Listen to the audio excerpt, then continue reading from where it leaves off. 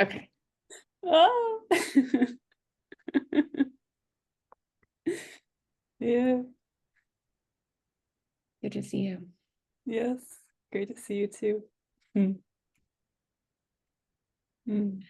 And I guess we talked maybe a little bit, but I feel like largely we haven't really debriefed. At least the two of us haven't debriefed. Yes. I'm excited. I Yeah. loved the one that we did before the retreat. And so I feel that, and I love the continuation. That always feels really good to me. Like the sandwich, reflection Yeah. sandwich. Pre and post. Yeah. And good stuff in the middle there. Yeah. Wow. It's funny, my mind's already racing ahead towards the next one, towards Anti-Fragile Heart 2025. And already scheming, oh, we're gonna do this and we're gonna do that. It's gonna be so good. Yes. Yes. Yeah, there's a lot from this one that we can build on for sure. Mm-hmm. Yeah. Should we start from the beginning? I don't know where the beginning is. Yeah. Yeah. Where's the beginning? Where shall we begin? What I'm actually thinking of is when we all arrived at the house and we're trying to choose rooms and we're trying to figure out who's gonna stay where and who's gonna stay where. Yeah. It felt like a very sweet process. What did you say? We got the suite. Yeah.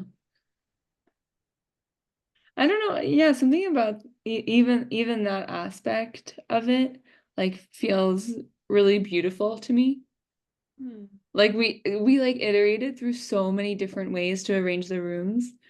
And when we finally landed on the one that we chose, it was just of course, this makes so much sense. All of the pieces fit in well when we do it this way. It's true. It was the most beautiful way to arrange it. It just, yeah. Yeah.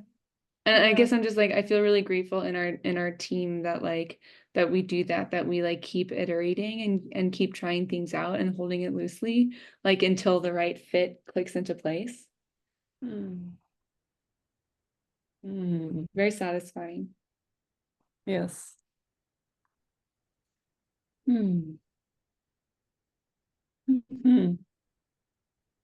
Yeah, it felt like there was a lot of emergence and adapting as we went along the whole time. Just a lot of responsiveness throughout the week, and sensing into the field and what was needed. And maybe we could do favorite moment, least favorite moment, and something, I don't know what exactly it is, favorite moment, most challenging moment, and there's usually some third thing. It's not just medium. I feel like we're doing it right now, the process of finding the fit. The process, yes.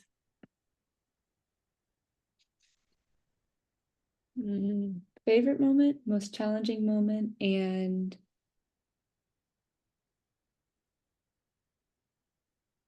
well, I guess we could just do two. Okay. Let me read the most fun moment. Yeah, we can choose your own. You can choose your own third. Okay. Yeah, most fun, most peaceful. Yeah, most peaceful. Fill in the blank of your favorite feeling. The moment you got the most of your favorite feeling. Ooh, okay. Oh, that's actually pretty good.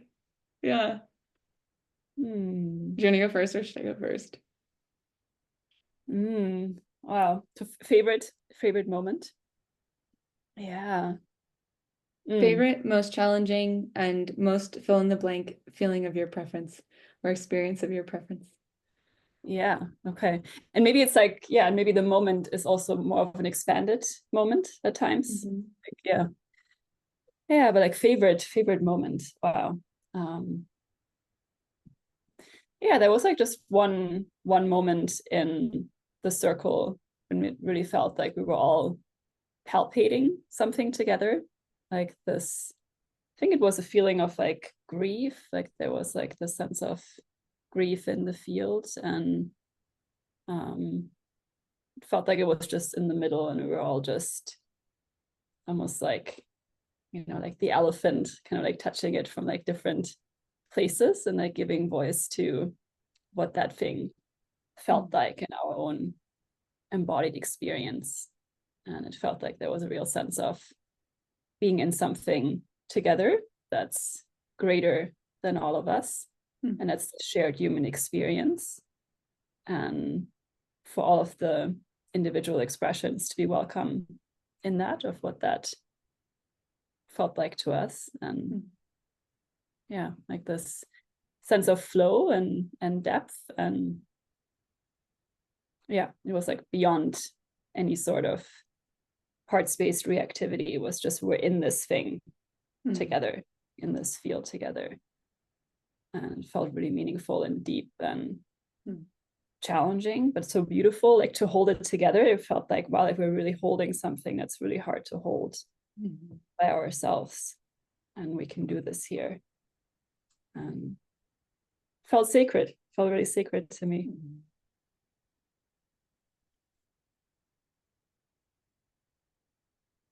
Yeah.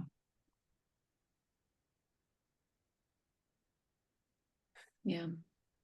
I'm like connecting with it right now.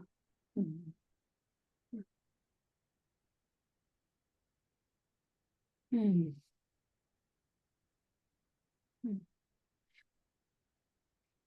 you want to do the rest of them, or should I go and then we go back and forth?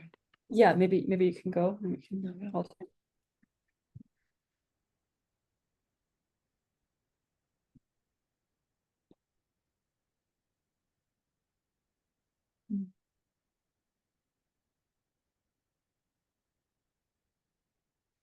So my favorite moments tend to be moments in which people are really willing to own and stand in what they want. And it doesn't always mean that you get it or that things work out. But there's something really meaningful to me about that. And often in the beginning, there's this phase of like, you know, like we're not yet quite willing to really say like, well, this is what I want, because we don't want it to be a mismatch. We don't want it to be poorly received. And so there's a point in the turning of the retreat often where more people become more willing to say, this is what I want, or even this is where I am. This is my emotional location, regardless of where any of you are, and it's still okay. Like I can want this even not knowing if anyone else wants it, and I can be in this even knowing that at least a few other people are somewhere totally different, and that there's still this sense like it's important, it's welcome, it's worthwhile. And so I still have, there are a bunch of different like examples that come through. Like I can see individual people. I like actually in my mind see them like in my imaginal space. I see them actually standing up. I don't think they actually necessarily stood up but that's what it feels like to me. It's like standing up, like standing ground. And so there's kind of like this reel that I have of moments like that in the retreat. And like the feeling I get in my body is like relief and like gratitude, and like this sense like there's something that becomes possible when we're willing to own our experience and our location and our desire, regardless of what else is happening, and still in a way that's connected to the group. That does it, it doesn't do it by rejecting the group, but does it with this, like, to me, I would say maybe this is getting a little flowery for the average person, but it's like with the understanding that I am a crucial piece of this group, and that what I have to bring is already relevant, is necessarily relevant because I am part of this group. And this balance of like the individuality and the we and the group, that I find so beautiful, that we can maintain that clarity of personal experience as we are with each other. That to me is where there's this beautiful like collective magic that can occur without the sacrifice of individuality. And so I have my real, and that sense of like people like standing up and being like, me, you know, me in connection with this group. That's really beautiful. Yeah. Yeah. If it's happening inside of us, like it belongs in the group, right? Like anything that is happening in any of us belongs. Yeah. I'm so grateful for like each of those moments. Like every time it happens, like again, I'm like, oh my God. Yeah. There's an aliveness in that. Yeah. And it's so easy to do it in a way that either rejects the group or not do it in a way that like rejects your own beingness because you want to belong. And so to avoid those two traps of rejecting the group or rejecting yourself, is like the embodied possibility of like I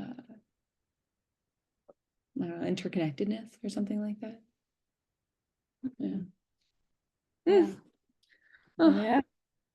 What do you think makes that possible?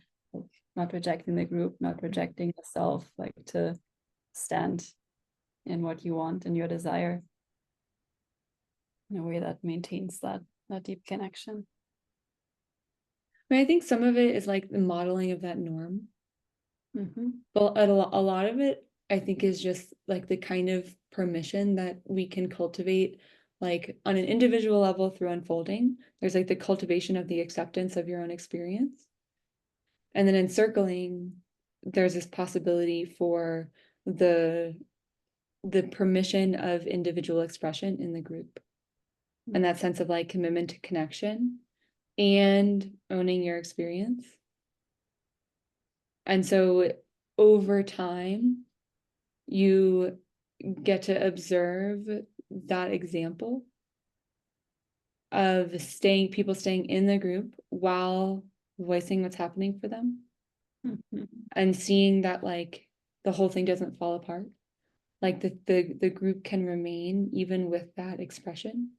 And so it can be quite gradual. And for different people, based on how strong our patterning is, that shift or that change may be different. And for some people, it may just kind of start to register on a mental level, but it still can't be actualized, you know? But there's a growing sense out of it from exposure to the group experience that you can voice things and the group remains. And that even something more beautiful happens when you do it. Yeah. It's beautiful. That's at least the aspiration. Yeah. And then through direct experience, like verifying, oh, wow, I'm still here. I'm still part of the group. I could bring this in and there's still connection and the group can hold it. And I can stay connected to myself no matter what. But that's like also part of the muscle. Like I can stay connected to myself, even if this person likes it and that person doesn't. Because often we'll get both opinions. Some people will be like, we love what you're doing. And some people will be like, we don't like what you're doing. And then you're in this kind of position where you have to confront, well, like, do I like what I'm doing? Like, if I can't depend on like this multiplicity of opinion, like. Yeah. And being your own authority, right? Like really connecting with what's true inside versus constantly reading, is this okay? Is this not okay? Right? Is this allowed here or not allowed here? Which is usually actually a question of like, is this allowed here? Right. Or like, is rejection allowed here? Is acceptance allowed here? Yeah, it's a mirror, right? Like it's like a lot of it is internally. Yeah. What are the limits that we place on ourselves and our own self-expression in the group? I guess and to say like at different points or in different groups, like groups will be able to or won't be able to hold certain topics. Right. And like the group like absolutely can fall apart if like something comes up that like enough people don't have the tolerance for. Like it absolutely can just. Yes. Yeah. And if there's no happen. safety, then yeah, and it can be very, very painful to be in that setting. And Yeah. And I think we did a really beautiful job of creating that safety, like that safety and that brave and safe space together during the week. Now we get to do challenging. What was the most challenging?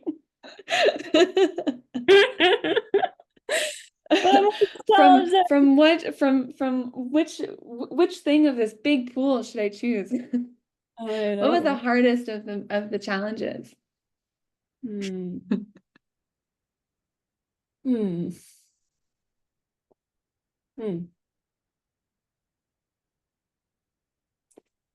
Yeah, I mean, I can share just for myself. Maybe I can start there. What was most challenging was this balance of being both a facilitator and a participant, and stepping into that, really bringing what's here in real time, and working with the parts that were saying, oh, but you can bring that here now because you're a facilitator, and this is what it looks like to be a facilitator and a space holder, and you can only bring things that are resolved and nicely packaged, and then, you know, share them as examples or whatever, you know, for others to learn from. But this like raw, real-time processing in front of a group of participants, you know, that part of me was like, no, this is what you've learned in all the trainings, like, don't do that.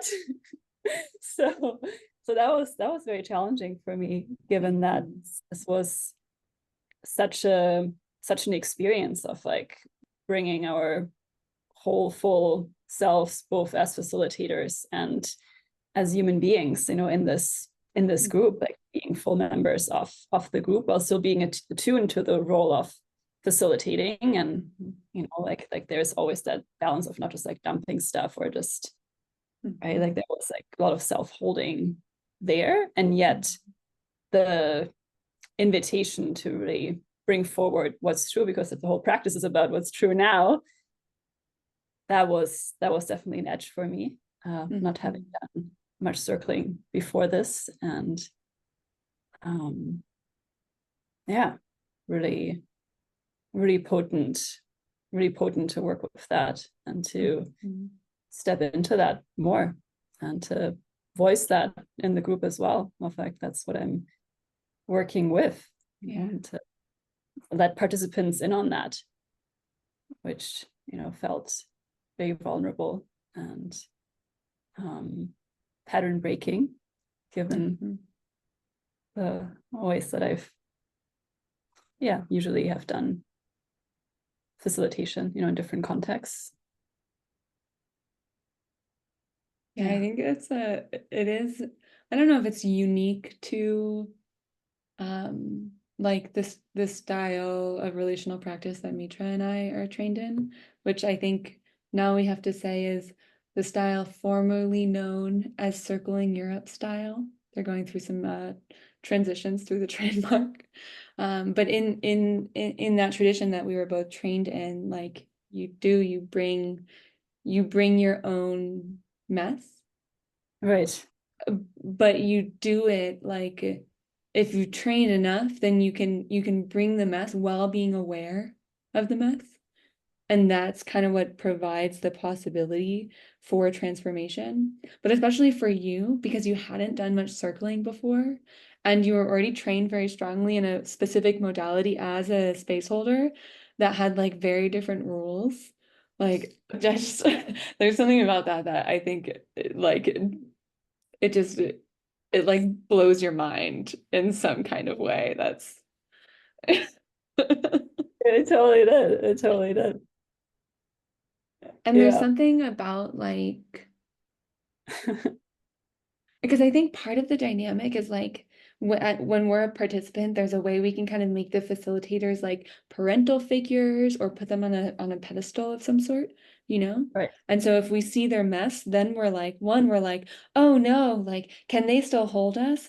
And two, we're like, oh no, like, do we have to take care of them now? Right. And really like Yeah. shaking up that idea of Yes. like how we take care of ourselves and how we take care of each other and like what it means to have that kind of skill dynamic. I think it's very, very Yes. interesting to be like delicate with that and to explore it. Totally. Yeah. Rich It's such a territory. delicate balance, and it's kind of like really like walking the talk. Like it's so powerful, like to set that example, and then also, yeah, like keep holding the group, and then just like to be in service to the group, right? While being with our own mess, and yet cognizant of like we are in service to this group, and like we're holding this group.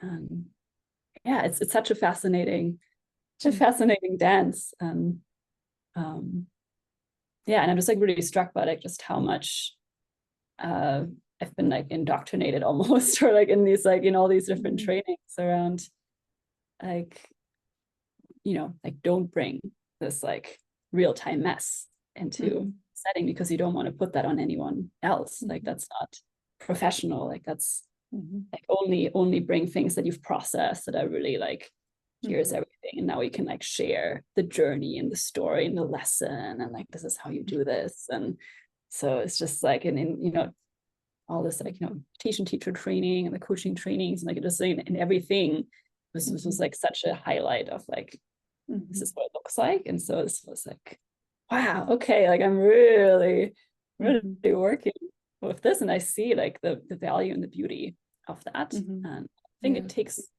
takes so much skill, right? I mean, as a facilitator, like to be able to do this, because it could be easy, like if you get really activated, to just kind of like stay in your activation if you don't have that level of bring yourself back, which could impact the group in a not so good way, right? If you're completely like just in your Absolutely. like you don't want to do that. And so that there's something like particular about this. Yeah, it's like it's amazing. It's actually like it's something to Yeah. I would even say like in terms of facilitation, there is this way like first you have to learn to like put all of your stuff aside. Like you have to be able to show up like in a clean like I would say like in a clean way or something like that. yeah Like it's a yeah really good skill to have. And then like once you can do that, then you can see like what else can I bring in while like right maintaining that skill that I built, that holding skill.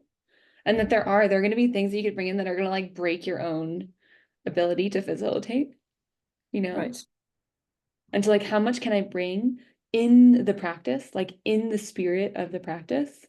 It's like, yeah, I think that stuff is like that yeah navigation, beautiful. I think it's beautiful. yeah it is really beautiful.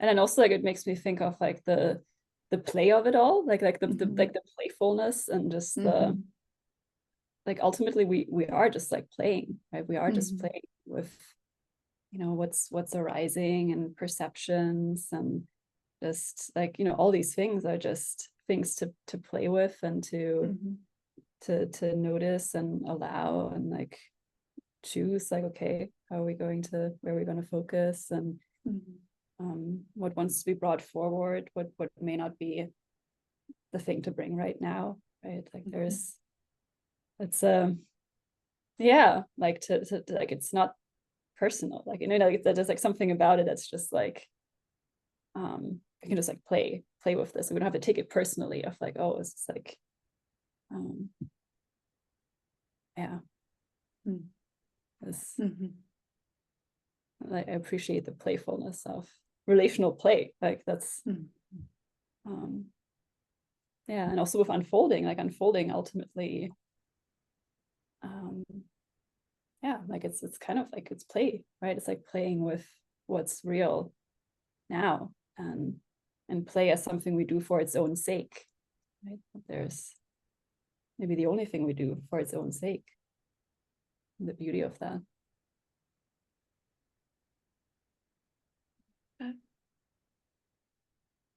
Yeah.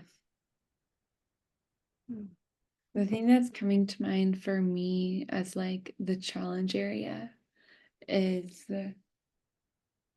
how I or others move from kind of this like guarded uh like like waiting to see what's okay to this sense of like really just like bringing what's alive. Mm. Mm. And in some of the ways that I practice, in many of the ways that I practice, I like learning to navigate things like phenomenologically, like being able to navigate from one internal experience to another.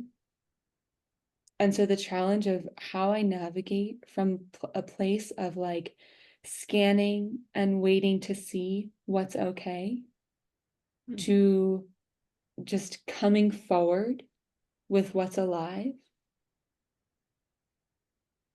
and like learning that path so that as I'm in this, I can feel it and I can identify the experience as that thing.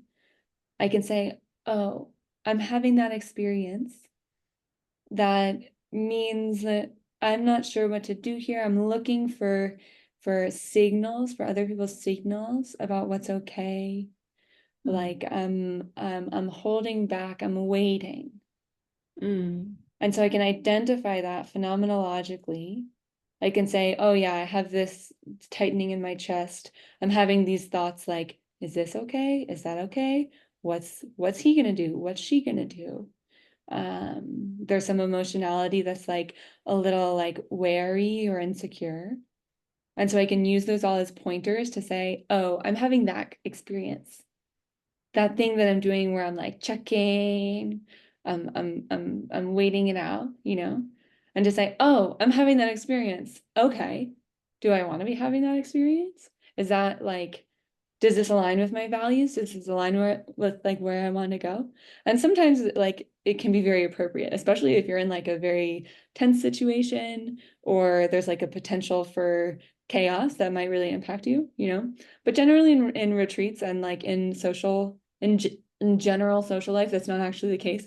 We're not actually in like those kinds of life or death situations or even situations that could like be really harmful. It's like usually not the case. Maybe, you know, 5, maybe 10% of the time it's the case, but mostly it's not the case. And so then I can say, oh, like, I don't actually need to be doing this right here. This is actually like a safe enough situation for me to just test things out. Like, I don't think I need to like wait and see. And then I can kind of find my way and I can say, okay, well, what do I want? What would I like to be doing? What would I like to be talking about? What would I like to be sharing about? How would I like to be leading myself and even leading others? And there's this like a sense of like free flow, of engagement, of it's not quite spontaneity, but like responsiveness or like adaptiveness, where like I'm really in conversation with the group or with the people I'm with and with like the environment. And it feels much more, it's less constricted, you know, and it's more playful. It has like a lot more potential to be playful. And so I think one of the challenges for me is, you know, noticing that more quickly, transitioning out, and also welcoming other people, like out of that and into the space of like exploring possibility.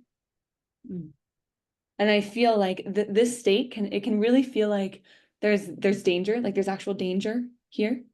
And usually there's not actually danger. And so to really find a way to communicate, like if we look around, is it okay? Is it safe? Safe enough? And to invite me and us into this space of play, of exploration, of it's like some variation on like self-efficacy. Like I'm gonna be okay. I'm gonna be okay. And like finding that out through testing. I feel like the challenge of that, how we can get like kind of stuck in that like, I'll just wait and see.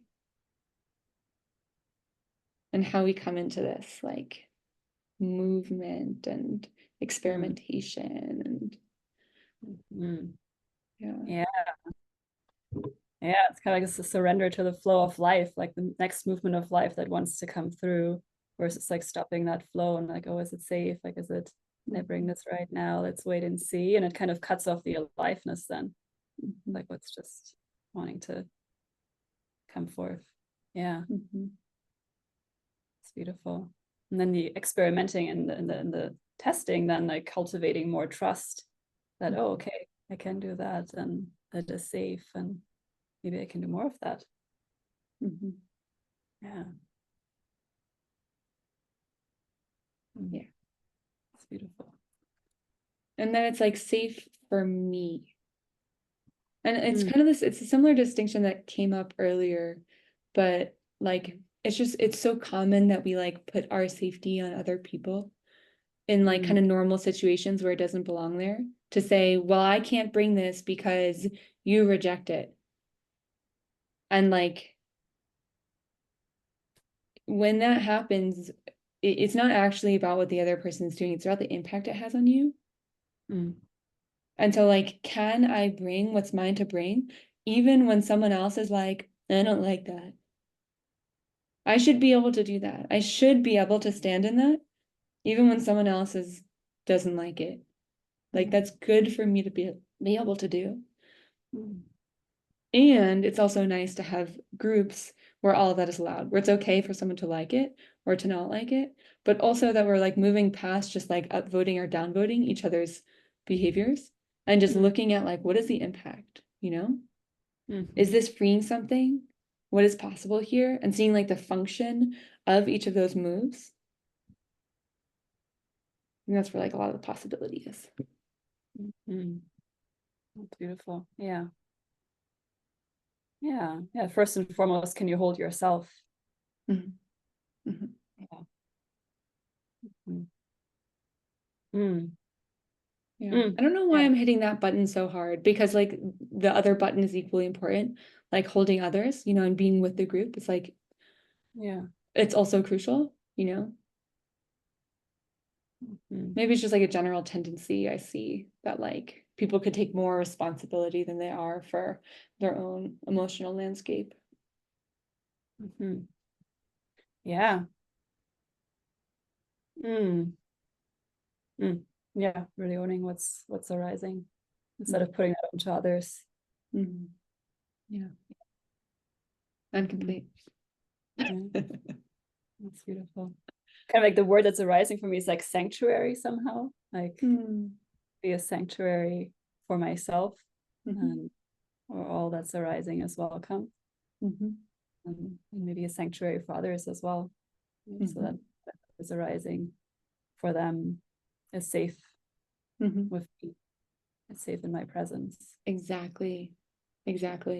Because if someone else, like if someone that I'm coaching or if someone in one of my groups starts bringing something up that I haven't done or that I haven't been willing to experience, I won't be able to go to where they are. I won't be able to walk with them there. And so I think that's also part of what motivates me, is I know that anywhere I have gone, I can be with someone else in when they're there. And if I haven't been willing to go there, I won't be able to.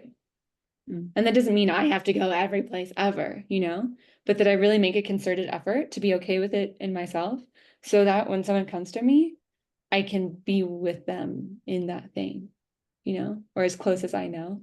It's really important to me. Yeah. I like how you said that. It's really beautiful. It's beautiful.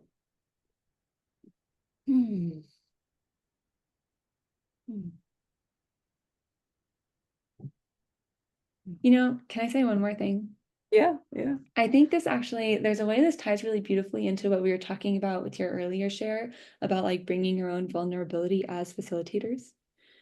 Because there's a way that like our own willingness to bring our vulnerability that can then lead others into the same.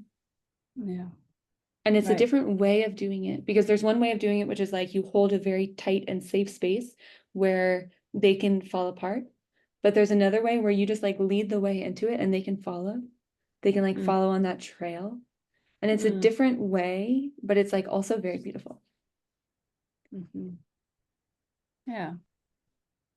Yeah. And can those two ways come together? Yeah. I feel like they have, in a way, in this retreat. They have come together. Yeah. Right. Yeah.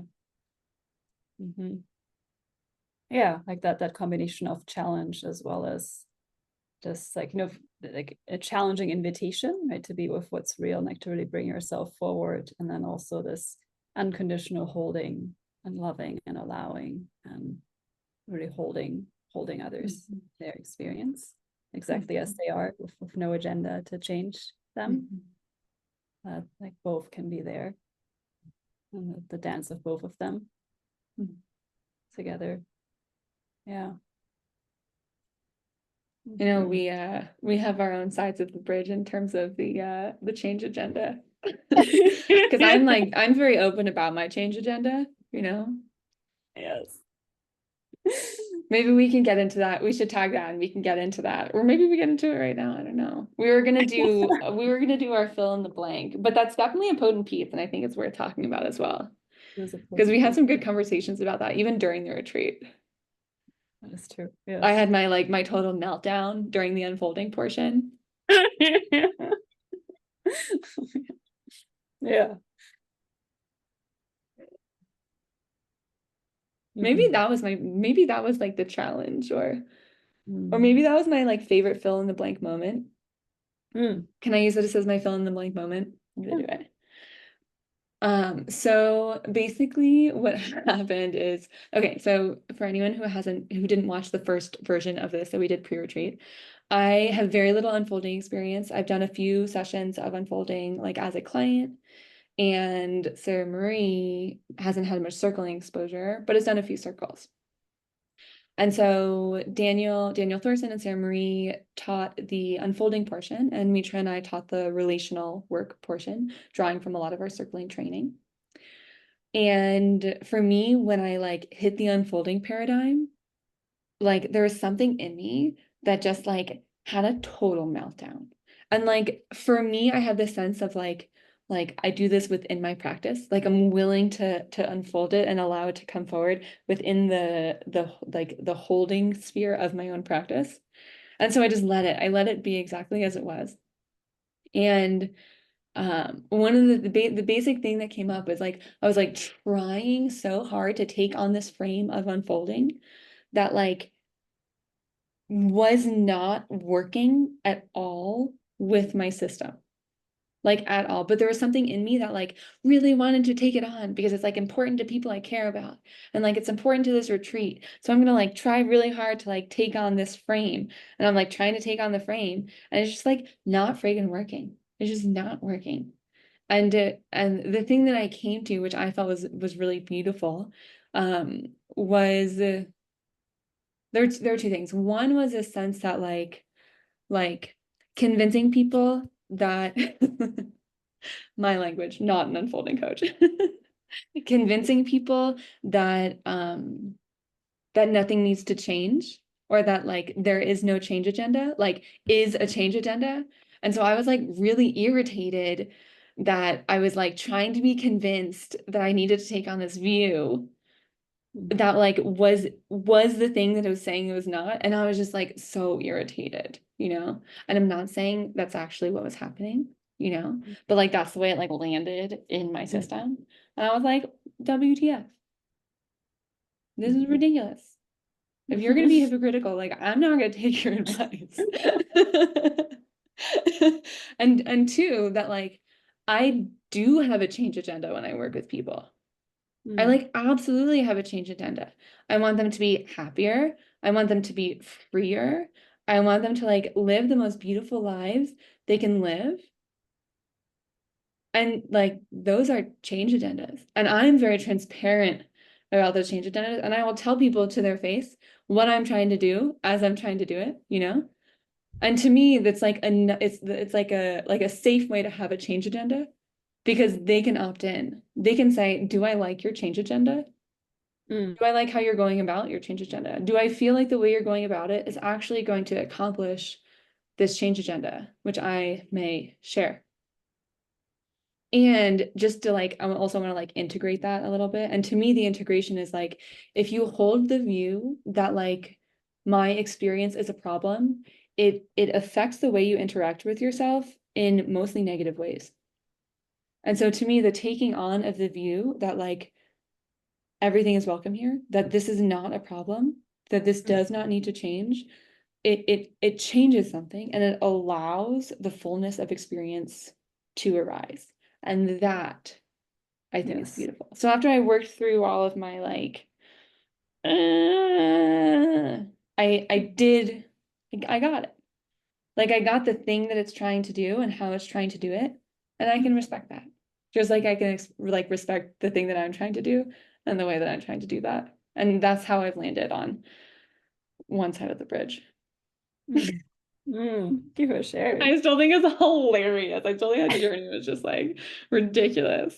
But I'm glad I went on it. It was like whitewater rafting. Yeah, it's potent, like to really engage with it and see how it lands. And yeah, it's a lot to grapple with. Yeah. I don't know about that.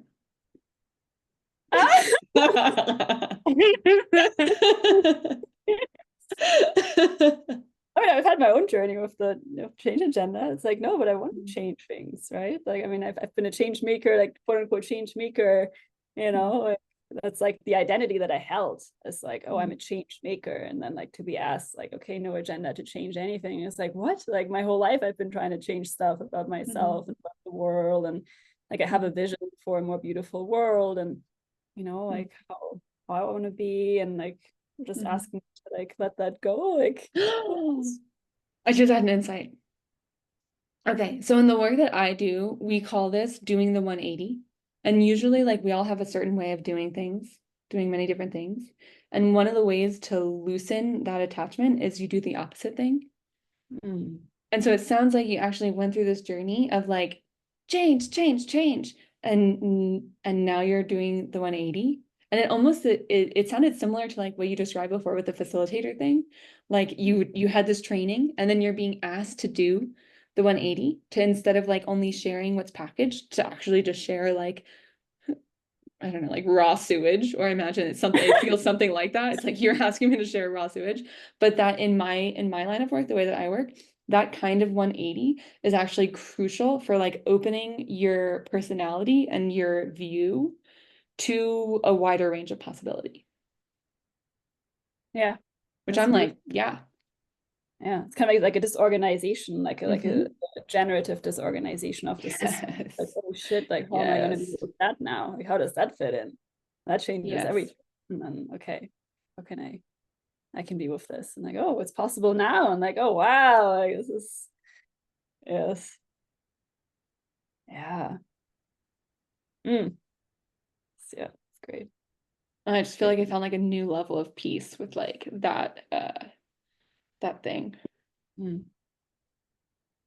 Yeah. Dope.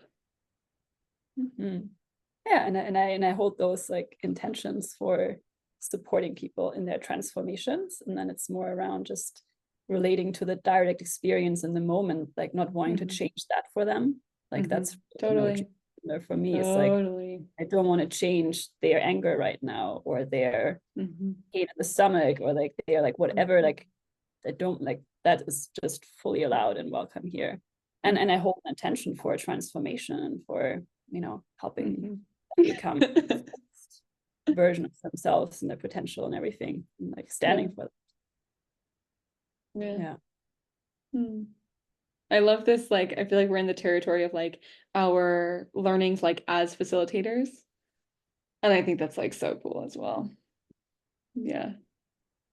Very generative. I love it. Yeah, this is very, I feel like our perspectives are very generative, and there's like a very generative kind of friction that feels very life-giving and very potent. Beautiful. Yeah, that even kind of brings me back to like that sense of like generative friction, because I think it's very common in our circles that generative friction occurs. But if you have this kind of like conflict sensitivity, there's often this fear that arises. If there's any friction or if there's difference even, it can feel like, oh no, like something is in danger or something is being threatened. And like figuring out how to do like and how to model and how to teach the thing that you just did, which is like to see the generativity of the friction and of the difference. It's like really important piece. Yeah. I think sometimes people are like why is the circle so messy, or like why is it okay that like people are doing all of these things? And there's this way of like just needing to like hold that and be with it and be patient with it, that allows something else that's like beautiful and like otherwise impossible to emerge. The circling magic. Yeah. Yeah. I feel like there's so much around like really being able to be with discomfort and like lean into that. Stay with what's here, stay with the discomfort, and then something beautiful can emerge from that. Yeah. And integrating more and more difference so that the container can hold more, hold more. Rather than fragmenting or silencing, right? Silencing difference, which is so, I think that's at the root of so much of it's challenging in society. Like we can't be with difference in life-giving ways. It breaks us. Breaks relation. Yes. Well said. Well said. I have about 5 more minutes. And you haven't done your XYZ, but I also want to like open the floor if there's anything else. If you want to do your XYZ, you can. Or if you want to tie this up in some other way, I don't know.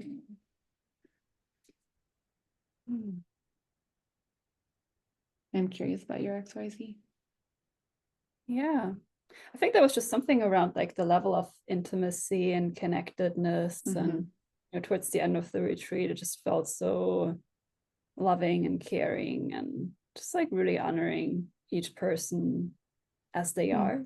And like I loved our appreciation circle over breakfast at the end, and just the level of care and connection, and just how we supported each other and held each other, and could really like see the beauty in each other, like see the living poetry of each other.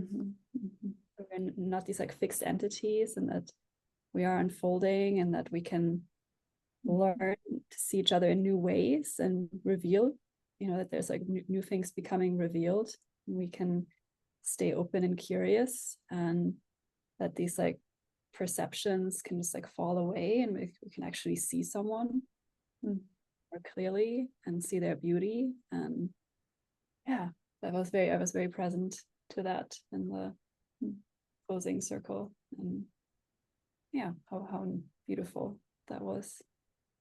It reminds me of our initial framing, like when we were preparing for the retreat. One of the frames we came up with was like, how do we practice within the field of love? Or how do we stay within the field of love together? And how do we bring in all the things we think aren't allowed in the field of love, like into the field of love?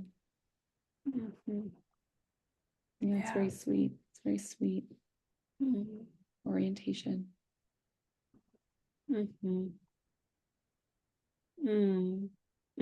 Gentle and fierce, the love. So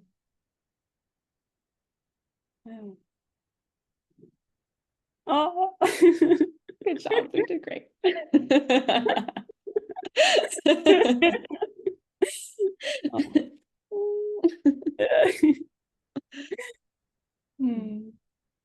And I'm really excited. I'm excited for like, in particular, how we develop both of these pieces, how we develop how we're teaching unfolding, and how we develop how we're teaching relational work, and how we develop the way we weave those together.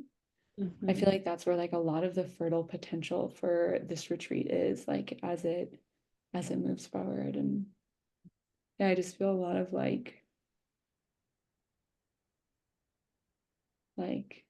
that's going to be really, really beautiful. And like it's already beautiful. And so I'm like, how much more beautiful could it be? Well, like, I guess we'll see.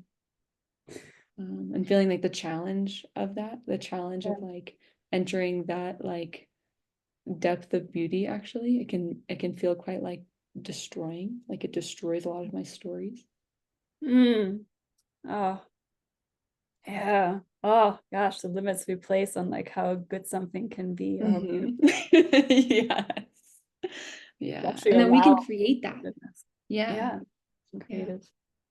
That it's possible, like just like to really step into the possibility. Yeah. It can be this good. It can be this good. It can be this good. Yeah.